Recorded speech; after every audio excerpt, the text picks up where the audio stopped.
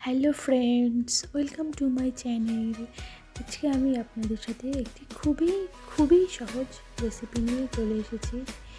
ভিডিওটি দেখে আশা করি বুঝতেই পেরে গেছেন যে আমি কি রেসিপি নিয়ে চলে এসেছি। চলুন দেখা যাক। আমি দুটো জাম্বুরা নিয়েছিলাম, জাম্বুরা দুটোকে এভাবে কেটে নিয়েছি। কেটে নেওয়ার পর এবার জাম্বুরাগুলোকে ছাড়াতে হবে। এভাবে ছাড়িয়ে জাম্বুরা মাখা খেতে দারুণ লাগে। তাই এগুলোকে আমি এখন একটা একটা করে ছাড়িয়ে নিই। দেখুন আমি এখন একটা একটা করে জাম্বুরাগুলো ছাড়িয়ে নিচ্ছি। আর দেখতে কত সুন্দর লাগছে। জাম্বুরার রঙটাও খুবই সুন্দর, হালকা লাল লাল। রঙটা যেরকম সুন্দর, বিশ্বাস করবে না, জাম্বুরাটা খেতেও ঠিক সেরকমই সুন্দর, মানে খুবই টেস্ট। একটু টক একটু মিষ্টি এরকম মিক্সড।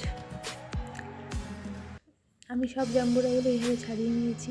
দেখো কত ভালো লাগছে। এবার আমি এখানে 1 চামচ চিনি অ্যাড করে দেব।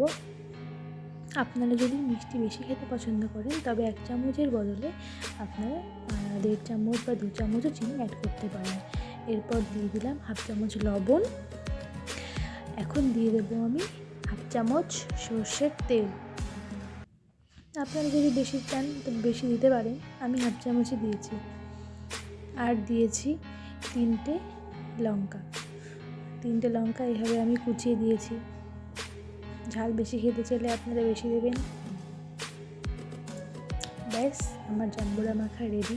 দেখো কত ভালো লাগছে, দেখতে যত সুন্দর লাগছে খেতে ঠিক ততটাই সুন্দর হয়েছে। মানে কি বলবো, বলে বোঝাতে পারবো না। তার জন্য আপনাদের জাম্বুরা মেখে খেতে লাগবে ঠিক এইভাবেই।